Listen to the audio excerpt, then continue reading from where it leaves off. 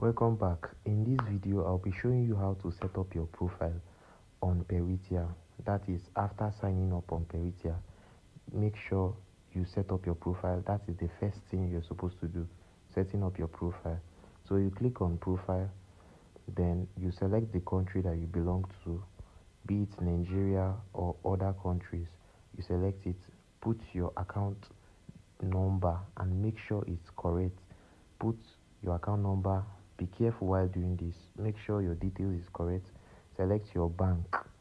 Okay, make sure your details is correct. Be careful while doing this. Then after that, all you just have to do is you click on add account. Add accounts below, you click on it.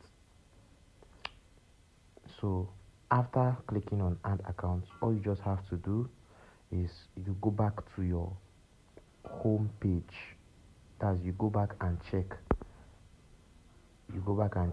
if your profile is set up already. Okay, so this is how you set up your profile on Peritia. It is very simple and easy.